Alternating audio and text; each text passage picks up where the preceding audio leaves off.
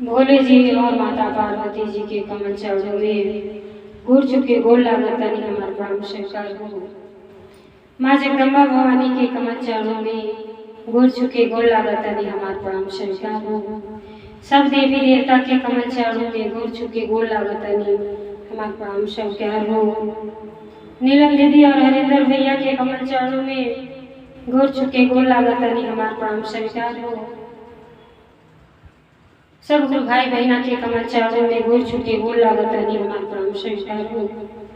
आशीर्वाद के चरणवा तो देखिए गुरु भाई बहना, हम आप लोगों के एक बड़ा सुंदर शिव चर्चा कथा कहे जाता है। जौन है माँ बेटा के सच्चे घटना पर आधारित थी, बड़ा सुंदर कथा बा। यह कलयुग में के बेटा आज माई के साथ का करता लो। आई ये कथा के श्रवण करी जा और अपने जीवन में उतारी कि अपना माई के साथ ऐसा गलत व्यवहार अपने बड़ों के साथ ना करी। कथा हमारा अगर आप लोगों के अच्छा लगी, बड़ा दर्द भरी माई की कहानी बा, अच्छा लगी तो कमेंट में भोली जी और माता पार्वती जी के नाम जरूर सभी लिखो। काहे खातिर के नाम लिखने बोलने कहने सुनने से सब दुख के निवारण हो जाता।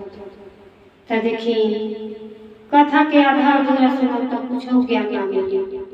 कथा एक तो सरल भाषा है, कथा से हमके ज्ञान मिलेगा और अपने जीवन में कथा के सुन के और अपने जीवन में बदलाव लाई जाए कि माई बाप के साथ कैसे व्यवहार और कैसे रहे के चाहिए। एक गांव में एक गुरु बहिना बाटे। गुरु बहिना जो है जब से मनुष्य के शरीर पौले वाली और जब से होश लायक होल वाली तब वहीं से भगवान के भक्ति में लीन वाली। भगवान के भक्ति के साथ साथ भोले जी और माता पार्वती जी के अपन गुरु बनौले। जीवन में देखी धन दौलत नाती पोता सबके सुख मिली, लेकिन जवन सुख महादेव जी के चरण में बा उ सुख आपके जीवन सवार दे। माई जो है जो शिष्या बहन रहली महादेव जी के भक्त रही, बड़ा भक्ति भाव करे। जहाँ भी जा चर्चा भजन कीर्तन होके वहाँ बेचारी जा। महादेव जी की कृपा से उनका एक बेटा रहला, एक बहू रहली। बेटा बहू के बड़ा अरमान से बेटा के पलले रहली कि एक दिन हमरा के बुढ़ापा के सहारा बन। लेकिन ऐसा कुछ बेचारी के सुख के अनुभव ना होता। लेकिन फिर भी माई के दिल ऐसा होला, सभी लोग अपने घर के बुराई ना करेला, अपना घर के बुराई के गुस्से ना करे के चाहिए। अब एक दिन बेचारी शांति होली मंदिर में उनका पुरानी सहेली कलावती मिल गई। कलावती कहली कि ये शांति का हाल बा? कहली बहुते चकाचक बा। तो तुम्हारे बेटा के विवाह हुआ हो गई? कहली हाँ, हमारा घर में तो लक्ष्मी आई बाड़ी। तो कैसन बाड़ी? बहुते अच्छा बाड़ी, समय से भोजन पानी हमार हर वक्त ख्याल करेली। तो जब है कलावती कहली कि तू तो भाग्यशाली बा, तुम्हारा परिवार ऐसा मिलल बा, बहू बेटा ऐसा बा। हमरा का बताई, हमरा तो कैसो गाड़ी सर पड़ता। अब इतना हाल चल बनाते घर में शांति घबराए लगली कि कहीं लेट हो गई तो घरे जाने के बाद खरी कोटी बहुत सुनावे लगी। और शांति जैसे अपना घर में गईली, बहुत अंधेर आग बबूला हो गई। कहताड़ी कि जब देखो तब चर्चा भजन में जाए करताड़ी, मना मना गुड़गुड़ाताड़ी आ खा पी के सोलहन हो गई। अब का कईली, सासू के सूखी रोटी बासी और नमक मरचा रगड़ के दे देली। जब आगे आई, एक तो बेचारी बुढ़ापा में जनता वाली लड़का पुरनिया के भूख होला। जब सूखी रोटी और नमक ले आके रखली तो कहली का बेटी खाना में का सब्जी ना रहल का। कहली बनल तो रहल है जरूर, लेकिन हम और तो बेटा खाओ भैली। आ जनता वाली की रुपया पैसा कितना मेहनत से आवेला। ई बासी रोटी हम खाए तो बीमार पड़ जाए, अब फेंक ही दे तो नुकसान हो जाए। यही से रोला के धेले बाटी बासी रोटी खा ली और पेट भर पानी पी ली। कहे न सबकी माई के तना हमार खराब बिया, बेटा के भी मन बदल जाला मेहरारू के अइला पर। बेचारी चुपचाप नमक रोटी घोटा तो नहीं खा, लेकिन दुपहर खा के अब पानी पी के अपने बिस्तर पर चढ़ गई। गईला के बाद फूट फूट के रोताड़ी, काहे खातिर कि वो शांति के पति है वही गुजर गई। कहली कि काश अपने सफाई ले ले गई रहती तो ई दिन ना देखे के पड़ो कि इतना प्यार दुलार से लड़का के सेवा भाव कैली कि बुढ़ापा में कुछ न कम से कम पेट भर भोजन तो लड़का लड़का तो मिली। लेकिन अब है तो यही हाल बात, बुढ़ापा में ना जानी क्या हुई। बेचारी सोच सोच के रोता। बेटा तब तक बाहर से आ गए। आजकल के कलयुगी बेटा के भी हाल सुन ली। माई रोत रही, माई भी घुटना से परेशान रहे, दवाई वाई रोज चले। अइले तो कहना का हो माई काहे बैठल बाड़ू, खाना ना खा बोलू। खाना तो आज बड़ा स्वादिष्ट रहल। कहली हाँ बेटा। अब डरे ना बोलते अभी कि पतो ही ऐसे खराब होगा कि अगर सबसे बात को हो तो आपस में दोनों लड़े लगिया और इल्जाम हमारा पर लग जाए। कहता ना बड़ा स्वादिष्ट रहल, तोहरा पसंद लायक सब्जी रहल। कहली हाँ बाबू बड़ा स्वादिष्ट रहल, भोजन तो कम भइल, तनी हुए एक गिलास पानी दवाइया दे देता तो खा लेती। इतना को भरा कि भाई ना कहना कि ला ओ भाई काम कोई के आवता नहीं, तू गिलास के पानी मांगता तोहरा के सब पतो ही सुख देती। अब एक गिलास पानी नहीं के दवाई ना खाए लायक बाबू। और माई तो चुप हो गई। कहली बहू तो बहू बेटा के भी मन बदल गई। अब जैसे बेटा अंदर जाता ना तो उनका मेहरारू का कहता रही, ये जे दिन भर काम करत करत थक गई बानी, हाथ पांव सब दर्द करता। और माई के सेवा करता, समय से खाना दो, कपड़ा धो, बिस्तर लगाओ। वो बूढ़ा ना जानी कहिया मरिया कि काम से फुर्सत मिली। हमार सर बड़ा तेज फटता।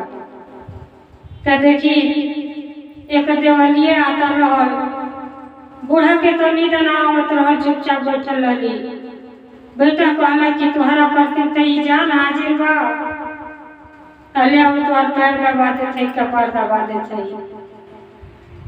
तू दिन भर काम करेलू।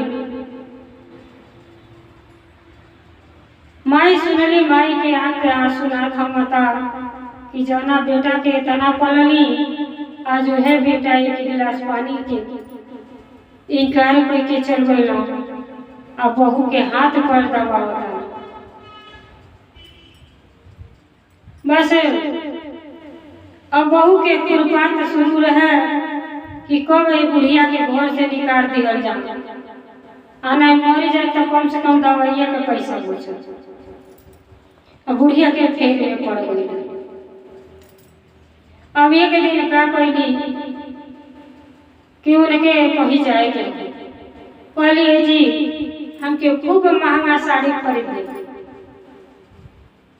हमारा के बढ़िया सा हार बनवा दे, काहे से पार्टी में सब लोग एक से एक यहाँ हम कमजोर पहिर के जाई तो सब कोई लगत महागरीबी। बेटा तो तंग रहे कमाई ले खलही में, कहला बताओ कहाँ से तो के हार माला बनाई, हमरा लगे कहाँ पैसा बा। कहली कि जाई माई से कहबा अपने माई रहो चाबी छिपा के रखेली, रुपया पैसा साइबर धैले हो, आज लगे चाबी ना गिरे।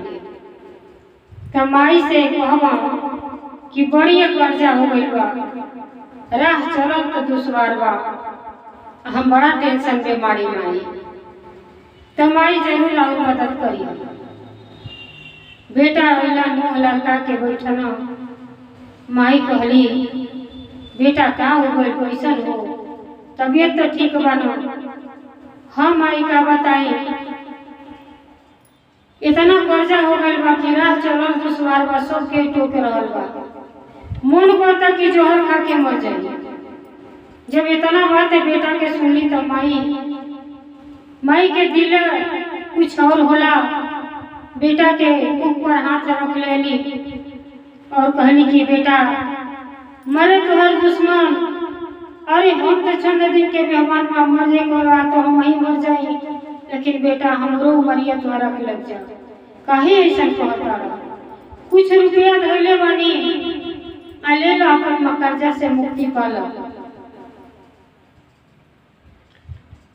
माई अपना जौन रुपया पैसा धैले रहली दे दिहली। ओके बाद बेटा बोलो बहू के पास, बहू कहली कि काजी मिलल, हाँ माई देहली है।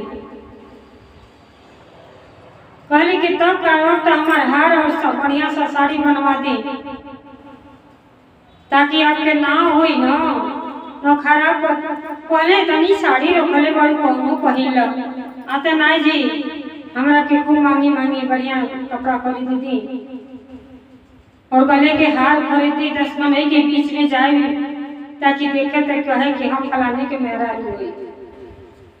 माई से झूठ बोल के रुपया ले ला और मेहरान के हार माला बनवा दे। ओकरे बाद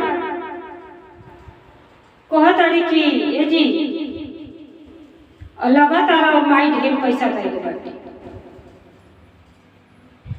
आई ये जब जबले मरी है ना तबले कर चाबी मिली नहीं, तो कहला का कहल चाहता आते ऐसा करती कि इनके जान से मार दिया जाए, जब मर जाइए तो चाबी मिली और जब रुपया पैसा रहे तो ना पड़े, अपने बाल बच्चा करते रखल जाए। कहला ठीक है कहता, बेटा भी कलोगी ऐसे हो जाता ना जैसा मेहरारू होता। कहला कि का करे पड़ी बताओ। कहलिए जी जाता नहीं बाजारे तब बेहोश होके वाला दवाई ले लिया। आज सासू अम्मा के पसंद के पकवान बनाए तो वही में डाल दे दवाई, और जब बेहोश हो जाई हो ओकरा बाद ले चल के चिता पर जरा दिया जाए और चाबी हाथ में आ जाई, केहू कुछ कोई तो कहल जाए कि बुढ़िया मर गई,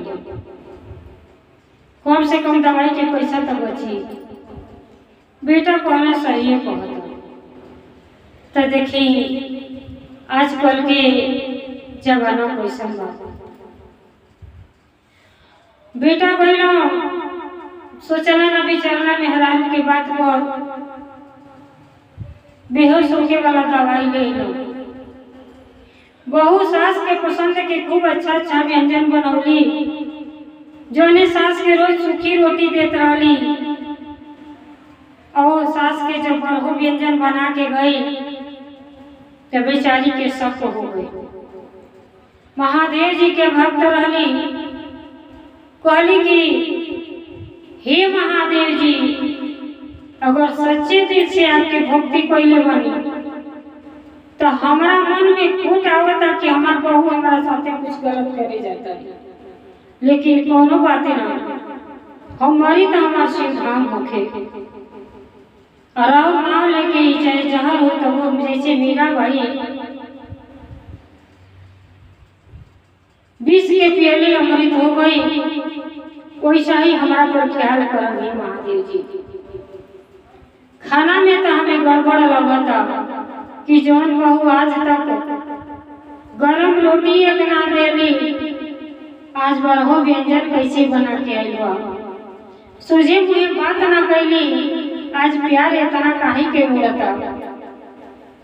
बूढ़ा के मन में शंका हो गई, कहली हे महादेव जी, चाहे बनाई चाहे बिगाड़ी आपके शरण में आए पानी, भोजन के अगर आज ना करतानी, इतनी दिन ना करो, शाम के ना करो, भी नहीं भूख लगी तो कही के बा, आज जब विचार गलत कहू के हो जाए तो कबू जहर दे दे। मन में विचार कोई के अब भोजन अपन ग्रहण कर ले। भोजन जब कई लेली कैला के बाद बुढ़िया बेहोश हो गई। जब बेहोश हो गई, शाम के वक्त रहल, अब हल्ला भइल की शांति गुरु महीना के मृत्यु हो गई। सब गुरु महीना बड़ा अफसोस करे लगली कि इतना अच्छा महादेव जी के भक्त रहली, इतना अच्छा बनौले रहली कि चोट-पोट मर गई। मरला के बाद बेटा का कोई इंतजार भी ना कोई सुबह के, जल्दी जल्दी टिकटी सजौना, बांस उस काटा ना और माई के ले जाने के तैयारी होता। तो देखिए कितना सुंदर भजन की वाह वाह। बासवा कटाता बेटा रोवा, ताने गुरुजी हो रोवा, ताने गुरुजी। बासवा कटाता बेटा रोवा, ताने गुरुजी। माई के मुआले दुआरा सुन भले गुरुजी, माई के मुआला दुआरा सुन भले गुरुजी। बसवा कटाता बेटा रोता रे गुरुजी, रोता रे गुरुजी। माई के मुआले दुआरा सुन भले गुरुजी। बगले बैठाली बेटी रोताड़िए गुरुजी, रोताड़िए गुरुजी। माई के मुआले नैयर छूटल जाले गुरुजी, माई के मुआले नैयर छूटी जाले गुरुजी। आंगना से दुआरा पर तोहिया रोए गुरुजी, आंगना से दुआरा पर तोहिया हंसे गुरुजी। अरे सासू के मुआले माला किनिया भलिए गुरुजी, सासू के मुआले माला किनिया भलिए गुरुजी। अब देखी ऐसा नहीं संसारी गति बा कि एक बेटा बुझी ना पाई कि घर में का हो रहा बा माई के साथ। बेटा दिखावा करते रोता ना, बस काटता ना कि हमार माई मर गई तो हमार घर सुन हो गई। अजन की मारे वाला माई के बेटा स्वयं बना। अरे कष्ट तो बेटी के होला, कि लाख बराबर माई घर में धन रहे, लेकिन माई ना रहेली तो इच्छे ना जाए रोला के मेरा जा। तो सबसे ज्यादा कष्ट बेटी की होला। अब बांस काट के ले अइला, जल्दी जल्दी टिकटी बनल, कहीं डर रहे कि माई के होश ना हो जा। अब का कोई ना बेटा टिकटी पर सुता देना, दुनिया समाज के दिखावे करते जन दिखावा होला करता न जिया तो भर दही के रोटी के तरसा देना। अब मरला के बाद अपन पर बिस्तरा उनका खूब बढ़िया फूले के सेहरा लग गई कि अपना माई के कितना अच्छा से सजा के बेटा ले जाता। अरे फटोही लुगरिये में ले जा घाटे पर चली, लेकिन जीवन में जब तक माई जिया तारी तब तक माई के सेवा भाव करके अपने जीवन के धन्य बना लो। और टिकटी पर सजावना अब कहला कि विलम्ब करम तो देखत नहीं कहीं माई के होश ना हो जाता। अभी होशे में जरा देर तो छुटकारा मिल जाए। ले गइलो श्मशान घाट पर सुता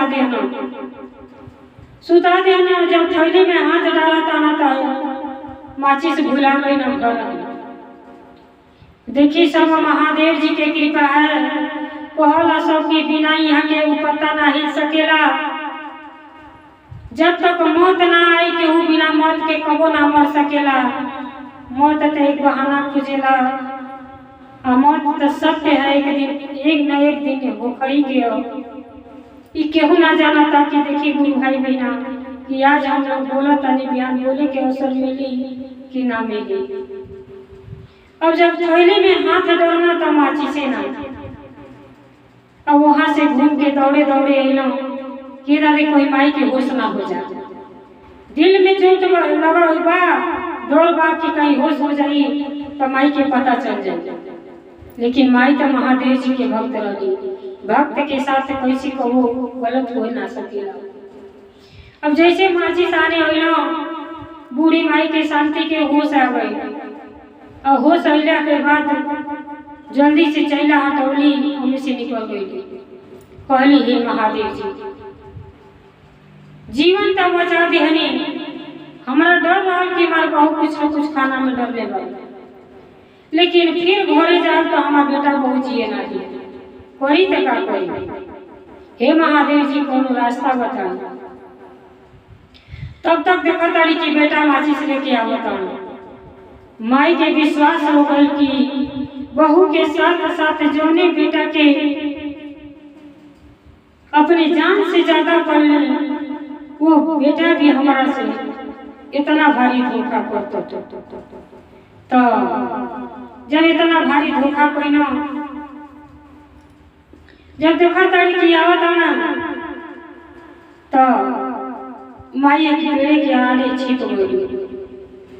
जल्दी जल्दी महिला माचिस बार देना, अंधेरा रहल, माचिस बार के जरता लकड़ी अपन चली गई। तो देखी कहे के ये बा कि जौन माई 9 महीना पेटे में ढोली, हेती चुकी बबुआ रहला ना बोले आवत रहल ना चाले आवत रहल, हर प्रकार के सेवा भाव कई के अपना बढ़न कैली। वही की माई के साथ विश्वासघात आदमी करता। जब भक्ति भाव ना करी, दिल में प्रेम ना रही तो माई बाप से का प्रेम करी। मंदिर में पहले चल जाता सब पूजा करे, लेकिन सास ससुर के समय से खाना पानी ना मिले वाला बा। तो पत्थर के मूरत को भगवान समझते हैं, पत्थर के मूरत को भगवान समझते हैं, माँ बाप के सेवा को अपमान समझते हैं, माँ बाप के सेवा को अपमान समझते हैं।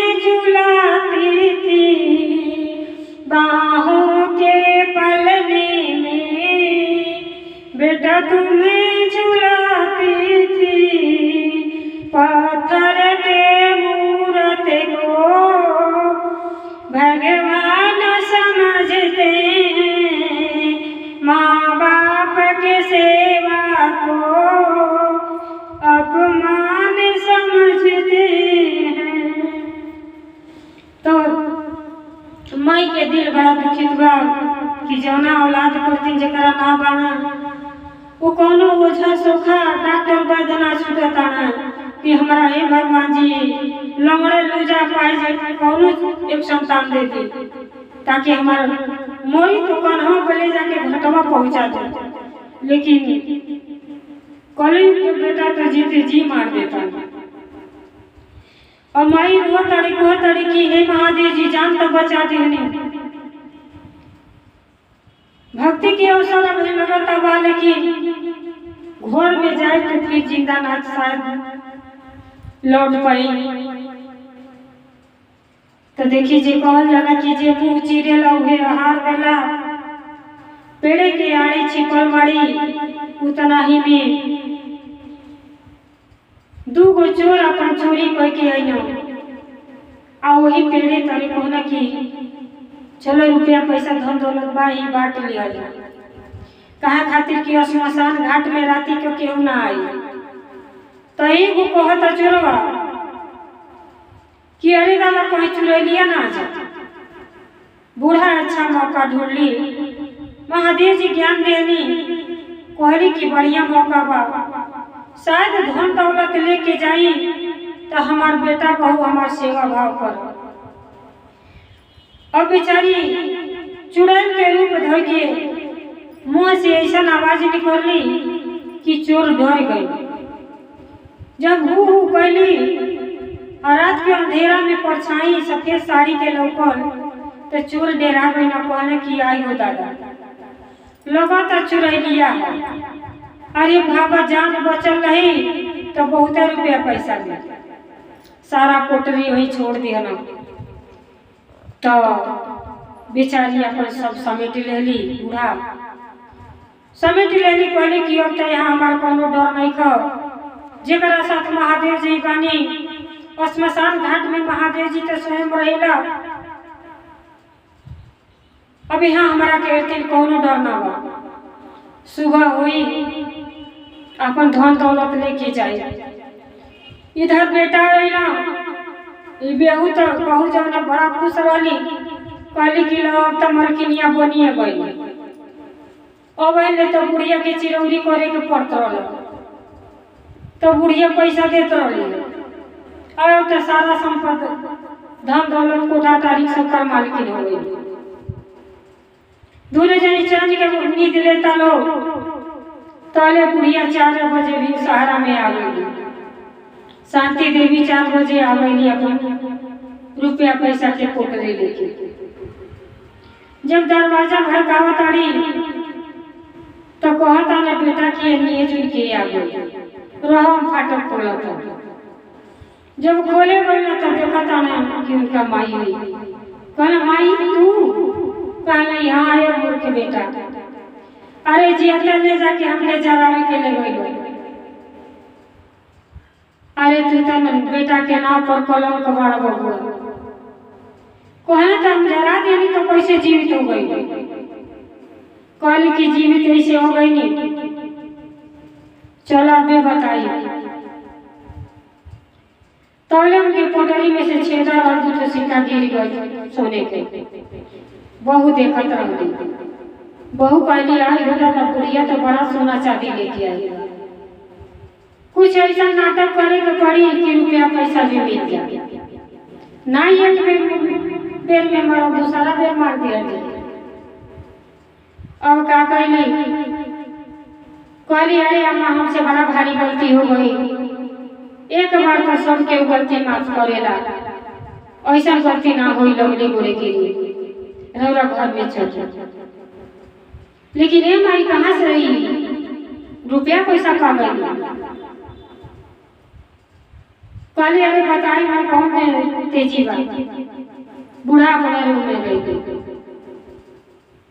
बहू कहते लगा था कुछ नाटक करे के पड़ी। कुछ दिन बुढ़िया के सेवा भाव करे पड़ी तब मेवा मिली। अब पतोहिया का गए लगा अच्छा खाना बनावे बोले कि जाताड़ी।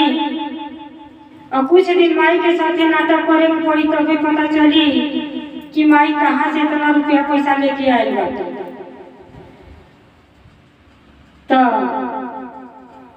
बड़ा सवेरे पतोहिया उठ के जौन की 10-11 बजे भोजन पानी में, अब वह पतोहिया 6 बजे खाना तैयार कर दे और वो बढ़िया अब खाना लेके गई कहली कि अम्मा जी खाना खा ली, अब तरह के कहो तकलीफ ना हुई, जो खावा तो लिख के बुढ़े हाजिर बन जा। खाना ले गई कहली कि कैसे खाना खा ली, तुम्हारा पर तो हमारा एको पैसा के विश्वास नहीं थे, का पता फिर खाना में जोहर डाल दे लोग। कहली अम्मा जी ऐसा काहे कहता नहीं, एक बार गलती हो गई हर हमेशा थोड़ी ना हुई। कहली कि ऐसा तू खाना पहले खा ला तब खाई, जब एक बार पतोहिया खा ले तो पूरा खाना खा। ऐसे जब हर टाइम ले जाता है पहले तू खा ला तब के दिया, नहीं तुम्हारा पर विश्वास नहीं। अब पतोहिया बहुत की अब बूढ़ा के सेवा भाव भी बढ़िया से करेगी। तो देखिए महादेव जी के कृपा कि अब बूढ़ा के सेवा होके लगा, बेटा अलगे गोड़ चाहता बहू अलगी का पारी करते थे।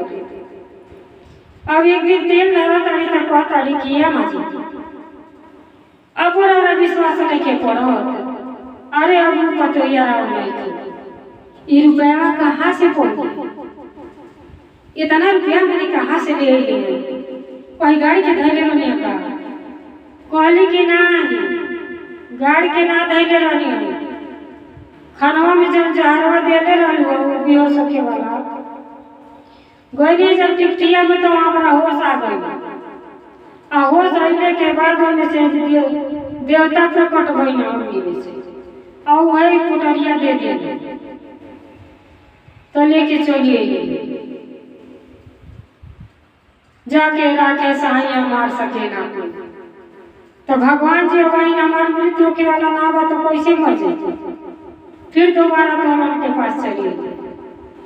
अब पतोहिया भूले ना समझली, बड़ा खुशी होली कि लो बूढ़ा तो भूले दे, बूढ़ा के जोहर देगी तो कहली ते तना धन लेके हम जाए तो यहू से बेसी धन लेके। अब अपने पति से का कहता रे कि हम कैसे करती बेहोश हो जाता नहीं, हम के ले चलिए उसे चिट्ठी बाहर के जरा दे। बूढ़ा बूढ़ा रही तो नहीं तना लेके गठरी रही, हम आए तो साइकिल के लेके आई, कहला नहीं कैसे जरा दे, हम वहीं रहो, पहले नहीं जरूरी कर रहा जवान बाटी हम खूब पढ़ाओ के मोटरा बना लेके आई, नाती पोता के कई पुष्ट बैठ के मर खाई, तो खेते में कोयले के जरूरते ना पड़े। अब क्या कहले इन्हों के बेहोश वाली दवाई दे के ले गए चिता पर आग लगा के, तो हमार माचिस लेके गए भूलैला ना, माचिस बार के चलिए। तो जब बाप के घड़ा भर जाला तो के मीठा तो देरी ना लगे, अब तो जोर के खाक हो गई। पति के घरे घोड़ा ताना किए दादा माई तो 4 बजे भोरवे में आ गई, हमार मलकिनिया का हो गई के वही ले ना दौड़ दौड़ के राय का पता ना। जब 6 बज गए तो बूढ़ा कहली कि का बाबू बहू कहाँ बाड़ी, वो भी चाय में ना बनो, कहना कि तू है ना पहले रहलू कि श्मशान घाट में बबुआ जरो ना, तो इसे देवता प्रकट भइल ना धन मिलल है। अब वो कहली कि हम के वही जरा दा, तो देवता प्रकट हुई तो हमके ढेर के धन दी। अब सास लगली का पार पीटे, सास जे माई की समान होगी, अरे गलती पर माइयो डांटे नी ससुरियो डांटे। अब माई लगली भर भर होगी, कहली आई हो बबुआ तू ही का कैला, असली बात तो जनबे ना कैला। अरे हमके जब घाटे पर ले गईला तब माचिस भुला गई, उतना ही देर में हमारा होश हो गई, हम उठनी चोर चोरी करके जात रहना तो रुपया पैसा लेके आई, और तू अपने जीते जी मेहरारू के मार डाला। तोहर माई तोहर मेहरारू तो कबो भक्ति भाव कैले ही ना रही, इतना पाप कैली कि एक बूढ़े के सतौली और मेहरारू के जीते जी तू जरा दिहला। अब कपार पीटले के सिवा कुछ ना रह गई। ऐसे कह जाला कि बिना विचारे जो करे सो पाछे पछताए, काम बिगाड़े आपन जग में होत हसाए। अब मुँह देखाए लगना माने कि अपने ही हाथ से अपनी मेहरारू की चिता में आग लगा दिया। सास रुवत रुवत अभी हो सो गई, कहली काई बबुआ यह दिन देखे के बाकी रहल। अरे हम मर गलती तो ठीक रहल, जैसा हो भला हो बुरा हो जौन भी रहल, घर के बहू रहली, आगे खानदान बढ़ल, अपने हाथ ही से अपने मेहरारू के जरा दिलो। अरे बबू तो कोनो बात बोलत तो बिना विचार कोई ना बोले के चाहिए। तो जैसा हमार विचार बनेला वैसा हमके फल मिलेला। समय के खेल के होना जानेला, गलत के गलते परिणाम हुआ। बहु गलत कही तो गलत, लालच के ना ही पतन है और पतन होइए गई। और बूढ़ा बेचारी रोत रोत मारी भीड़ लग गई, का बोल जब सबके सच्चाई जानत दाते तले उंगली चाट ली कि ऐसा ऐसा बहू वाली। ते कथा अगर आप लोग सुन ले हो ते कथा से कुछ जरूर ज्ञान मिलल हुई कि अपने बड़ों के साथ कैसे रहे के चाहिए, कबो बुरा केहू के ना सोचे के चाहिए। जैसे महादेव जी वो बूढ़ा के भक्ति पर खुश होके उनका जीवन दान देनी, सच्चाई पर रहली तो बुढ़िया की जान बच गई और थी पर से उठ के आ गई। और जब सच्चाई ना रही तो केहू लाख कोशिश करी ना आ पाई। जैसे महादेव जी के कृपा वो बूढ़ी माई पर भई, वैसे सब गुरु भाई महीना को बनल है। हर हर महादेव, घर घर महादेव, भोलेनाथ की जय, सच्चे दरबार की जय जय।